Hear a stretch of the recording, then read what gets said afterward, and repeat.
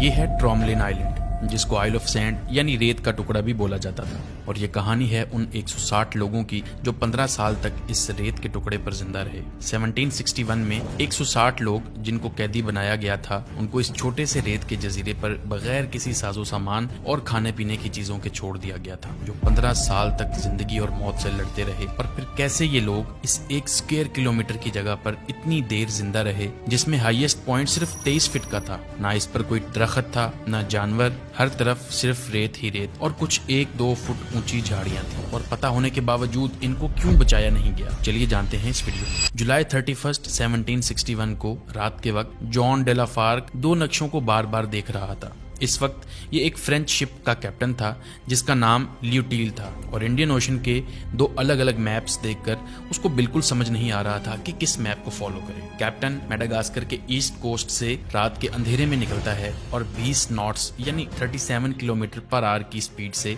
चलती हुई बोट को गाइड करने लगता है। लेकिन उसको भी नहीं पता चलता कि वो लोग गलत रास्ते पर चल रहे हैं, क्योंकि जो मैप उसके पास था वो ठीक नहीं था। इन हालात में उसको शिप को स्लो करके सुबह तक वेट करना चाहिए था, लेकिन कैप्टन वक्त जाया नहीं करना चाहता था। कैप्टन के साथ 140 लोगों का क्रू था। कैप्टन जॉन ने आइल ऑफ फ्रांस, जो अब मॉरिशस है, वहां से मेडागास्कर तक बीफ और राइस पहुंचाने थे। शिप को कुछ दिन में आइल ऑफ फ्रांस में वापस आना था, लेकिन कैप्टन एक और जगह पर शिप को रोकता है एक इल्लीगल काम करने के लिए, जिसके बारे में सिर्फ कैप्टन और इसके क्रू को ही पता होता है। बीफ और राइस से जो पैसे मिलने थे, इससे कहीं ज्यादा पैसे इस इल्लीगल काम को करने से मिलने वाले थे कैप्टन को। कैप्टन को सिर्फ आइल ऑफ फ्रांस की बजाय यहाँ पर रोड्रिगस आइलैंड पर जाके वो सामान उतारना था और बाद में आइल ऑफ फ्रांस चले जाना था बीफ और राइस लेके। अब डेक के नीचे जो इल्लीगल सामान था वो थे 160 मेलागैसी लोग, यानी क्रिश्चियंस, जिनमें बच्चे, बड़े, मर्द और औरतें शामिल थे। और ये लोग मेडागास्कर के मुकामी लोग थे। इनको कैदी बना के रोड्रिगस आइलैंड पर पहुंचाना था, और इस काम के पैसे कई गुना थे उन पैसों से जो मिलने वाले थे बीफ और राइस के काम से। जैसे ही मेलागैसी लोगों को ये शिप पर बिठाता है तो फौरन परेशान हो जाता है, क्योंकि इस एक्टिविटी को फ्रांस के गवर्नर की तरफ से इलीगल करार दिया गया था, और अब ये सफर बिल्कुल भी लीगल सफर नहीं रहा था। इस टेंशन में कैप्टन जॉन गलत पर गलत फैसले करता गया। जब तक ये फिगर आउट कर रहा था कि रास्ता ठीक है कि नहीं, क्रू मुसलसल शिप को चलाने में मसरूफ था। रुकना और डे लाइट का इंतजार करना तो मुमकिन ही ना था। अगर थोड़ा सब्र करके लाइट का इंतजार किया होता तो इनको पता चलता कि इनके रास्ते में एक छोटा सा आइलैंड आने वाला है। ये एक आइलैंड तो था ही नहीं, बस छोटा सा एक रीफ यानी चट्टानी हिस्सा था, जो इतना सख्त था कि शिप इसके साथ टकराते ही एक जगह से टूट गई और उसमें पानी भरने लगा। देखते ही देखते पूरी शिप पानी में डूबने लगी। कैप्टन और क्रू के सभी लोग शिप को छोड़कर पानी में तैरने लगे कि वो आइलैंड पर पहुंचकर अपनी जान बचा सकें। फिर भी 18 क्रू मेंबर्स पानी में डूब गए।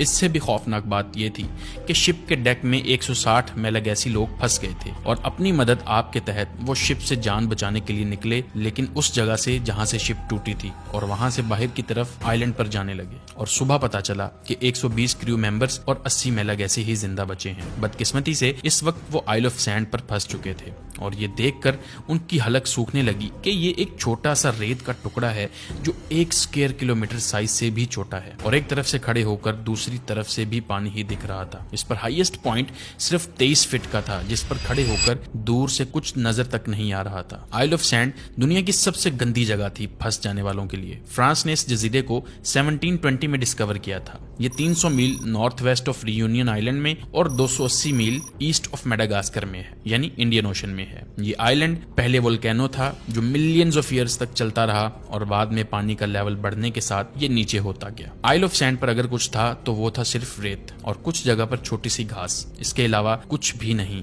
ना कोई दरख्त, ना जानवर, ना परिंदा, कोई चीज नहीं। आसपास फिश पानी में मौजूद थे, लेकिन रीफ की वजह से मछली पकड़ना भी उतना ही मुश्किल था। सिर्फ इस आइलैंड की एक अच्छी बात ये थी कि इस पर कुछ सी बर्ड्स नजर आ रहे थे और कुछ टर्टल्स। ये आइलैंड इक्वेटर के साउथ पर था, जिसकी वजह से यहाँ बहुत गर्मी रहती है, और ऊपर से ना कोई दरख्त और ना कोई सायादार जगह, जिसकी वजह से पूरा साल आइलैंड पर टेम्परेचर ज्यादा ही रहता था। सिर्फ जुलाई और अगस्त के 2 महीनों में टेम्परेचर थोड़ा सा कम होता है, बाकी के पूरा साल सूरज गर्मी उगलता है इस आइलैंड पर। साइज और कोई सहूलत ना होने की वजह से यहाँ आराम करना नामुमकिन था।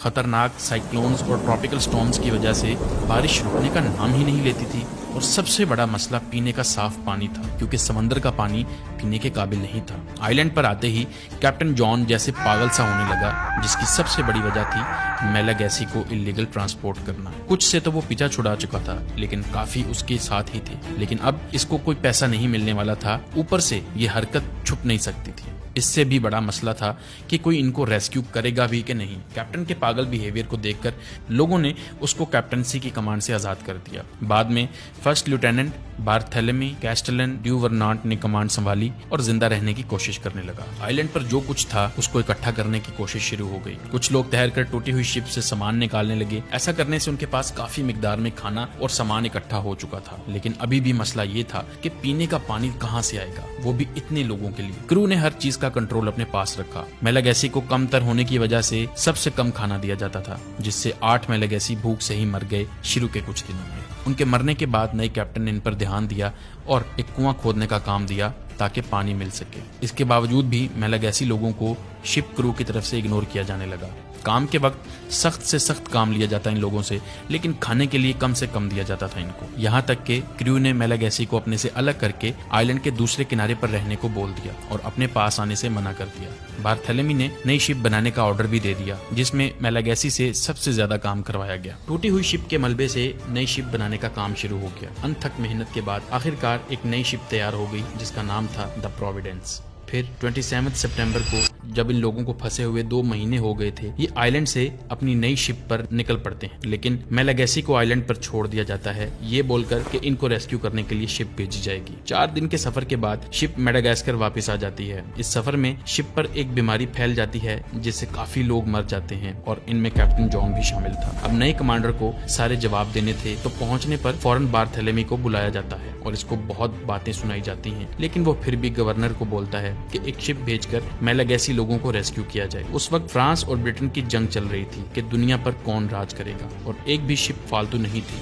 जिसका मतलब था मेलागैसी लोगों के लिए कोई मदद नहीं आने वाली थी। प्रोविडेंस के जाने के कुछ महीनों तक मेलागैसी इस उम्मीद में थे कि कोई शिप आएगी, लेकिन ऐसा ना हो सका। आखिरकार उन्होंने उम्मीद भी छोड़ दी और इसी आइलैंड पर जिंदा रहने के तरीके ढूंढने लगे। क्योंकि यहाँ कोई नेचुरल रिसोर्स नहीं था, तो उन्होंने जमीन में ही गड्ढे करके रहना शुरू कर दिया और मर जाने वालों के लिए भी इसी तरह छोटे छोटे गड्ढे बना के उनको दफन कर देते थे। दूसरे अल्फाज में मेलागैसी कब्रों में ही रह रहे थे। ये सब लोग अपनी जिंदगी में कभी भी समंदर ना गए और ना समंदर से मछली पकड़नी आती थी, जिसकी वजह से बहुत मुश्किलात आ रही थी अपना पेट भरने में। अपने सामने जाते कछुए देखकर सोचते तो थे कि इनको खा लें, लेकिन ऐसा करना टैबू माना जाता था इनके लिए। लेकिन भूख के आगे घुटने टेकने पड़े और टर्टल्स को खाने लगे, लेकिन ये काफी नहीं था। कुछ देर लगी, लेकिन ये लोग माहिर मछेरे भी बन गए। इसके अलावा सी बर्ड्स को पकड़ना भी सीख गए। खाना पीना रिहाइश तो अरेंज हो गया था, लेकिन फिर भी लोग मरते जा रहे थे। हो सकता है कोई बीमारी या मेल न्यूट्रिशन हो, लेकिन आहिस्ता आहिस्ता लोग कम होते गए। कुछ अरसे के बाद इन लोगों ने लकड़ी का एक बेड़ा तैयार किया। 18 मेलागैसी उस पर सवार होकर आइलैंड से निकल जाते हैं, इस उम्मीद में कि कहीं जाकर वो हेल्प भेजेंगे ताकि बाकी लोगों को बचाया जा सके। बदकिस्मती से इन 18 लोगों का कोई पता न लग सका कि इनके साथ क्या हुआ। वक्त गुजरता गया, महीनों का वक्त सालों में बदल गया और ये उम्मीद भी खत्म हो गई। 3 साल के बाद ज्यादातर मेलागैसी अपनी जान गंवा चुके थे और अब सिर्फ 15 ही जिंदा रह गए थे। हैरत की बात है कि बार्थेलेमी बार बार ऑफिशियल्स को कहता रहा कि मेलागैसी को रेस्क्यू किया जाए, लेकिन गवर्नर ने बात ना मानी। लेकिन बार्थेलेमी ने गवर्नर को ही नहीं, बल्कि हर वो बंदा जो ये काम करवाने की ताकत रखता था उनको अप्रोच किया और आखिरकार 11 साल हो चुके थे मेलागैसी को फंसे हुए। 1772 में फ्रांस के मिनिस्टर ऑफ मेरीन अफेयर्स ने बार्थेलेमी की बात मान ली, लेकिन फिर भी अगले 3 साल तक कोई भी शिप ना निकल सकी। बार्थेलेमी ने जब फ्रेंच मीडिया को इन्वॉल्व किया तो रेस्क्यू मिशन शुरू किया गया और 1775 में एक शिप गई तो थी, लेकिन आइलैंड के आउटर रीफ से ही वापस आ गई। फिर 1 साल के बाद एक और अटेम्प्ट की गई और इस बार शिप दूसरे रास्ते से गई, क्योंकि रीफ की वजह से आइलैंड के पास जाना पॉसिबल ही नहीं था। और फिर एक जगह पर शिप को एंकर किया गया और क्रू ने एक छोटी बोट को नीचे उतारा और 2 लोग उसमें बैठकर आइलैंड की तरफ जाने लगे। इतने में एक तूफान आता है और बोट रीफ से टकरा के टूट जाती है। दोनों सेलर्स पानी में गिर जाते हैं। एक आइलैंड की तरफ निकल जाता है और दूसरा शिप की तरफ, और साथ ही शिप अपना एंकर उठा के सब लोगों को वहीं छोड़ के वापस चली जाती है। अब वो एक क्रू मैन भी मैलागैसी कम्युनिटी का हिस्सा बन चुका था और लोगों के साथ मिलके एक बेड़ा बनाने का काम शुरू कर देता है। इस बेड़े में सी बर्ड्स के पंखों को इस्तेमाल किया गया और जब ये पूरा हुआ तो सेलर अपने साथ 6 मैलागैसी को लेके इंडियन ओशन में चला जाता है, लेकिन बाद में किसी को नहीं पता चलता कि इनके साथ भी क्या हुआ। बाकी के बचे हुए मैलागैसी फिर से उम्मीद लगा लेते हैं कि कोई आएगा, लेकिन वक्त के साथ ये उम्मीद भी खत्म हो जाती है। अब इस चीज की आदत सी हो चुकी थी इन लोगों को कि शायद इनकी किस्मत में नहीं है इस आइलैंड से बाहर जाना, और ये अपनी जिंदगी नॉर्मल लोगों की तरह ही गुजारने लग जाते हैं। फिर 29 नवंबर 1776 में एक छोटी सी फ्रेंच वॉरशिप जिसका नाम डॉफिन था इस आइलैंड पर आती है, जिसको कमांड कर रहे होते हैं कैप्टन जैक्स मैरी बुदीन दे ट्रॉमलिन। आइलैंड के हालात देखकर ये लोग सहम जाते हैं। 80 में से सिर्फ 7 औरतें ही बची थीं और उनके साथ एक छोटा सा बच्चा जो इसी आइलैंड पर ही पैदा हुआ था, और सब लोग परिंदों के पंखों से बने कपड़े पहने हुए थे। कैप्टन जैक्स मैलागैसी की कंडीशन का सर्वे करते हैं कि ये लोग कैसे जिंदा रहे हैं, और वहाँ के हालात देखकर अपनी आंखों पर यकीन ना कर सके। यहाँ छोटी छोटी बिल्डिंग्स का झुंड था जो पत्थरों से बनाया गया था। इन लोगों ने एक ओवन बना रखा था, एक शेड जिसमें खाना स्टोर किया हुआ था, एक छोटा सा टावर भी था जहाँ से नजर रखी जाती थी। कैप्टन सब लोगों को शिप पर ले जाते हैं और इन मैलागैसी लोगों को 15 साल के बाद किसी शिप पर चढ़ना नसीब होता है। औरतों को आइल ऑफ फ्रांस में नए गवर्नर की तरफ से वेलकम किया जाता है और इनको फ्री करार दे दिया जाता है और वापस मेडागास्कर भेजने की तैयारी भी की जाती है, लेकिन ये लोग जाने से मना कर देते हैं। शायद ये अब दोबारा समुद्र में जाना ही नहीं चाहते थे या कोई और वजह थी, लेकिन गवर्नर ने इनका ये फैसला कबूल किया और इनको फ्रांस की सिटीजनशिप दे दी। बच्चा और उसकी माँ दोनों को गवर्नर के घर रख लिया गया और इनके नाम भी बदल दिए गए, लेकिन फिर हिस्ट्री में इनका कोई रिकॉर्ड नहीं था कि इनके साथ क्या हुआ। इस सक्सेसफुल मिशन की वजह से इस आइलैंड का नाम कैप्टन जैक्स के नाम से रख दिया गया, यानी ट्रॉमलिन आइलैंड, और आज भी इसका यही नाम है। 300 साल के बाद ये जगह एक इम्पोर्टेंट आर्कियोलॉजिकल साइट बन चुकी है, जिस पर 2006 से अब तक 4 एक्सपीडिशंस हो चुकी हैं कि कैसे ये लोग 15 साल तक जिंदा रहे। एक्सपीडिशन से पता चला कि ये लोग जो कुछ मिल सकता था उसको इस्तेमाल करके अपने काम में लाते थे, जैसे शिप के मलबे से कॉपर निकाल के उसके बर्तन बनाए, रहने के लिए छत बनाई, कोई औजार भी बनाए, हाथ के बने हुए चम्मच, ज्वेलरी, रिंग्स और भी बहुत कुछ किया गया जिंदगी को जारी रखने के लिए और मसरूफ रहने के लिए। इस सब के बावजूद ये लोग ऐसी जगह पर जिंदा रहे जहां जिंदा रहना एक दिन के लिए भी मुमकिन नहीं था, और ये लोग 15 साल तक यहाँ पर जिंदगी गुजारते रहे। इसी के साथ इस वीडियो का इख्तिताम करते हैं। उम्मीद है आपको ये वीडियो पसंद आई।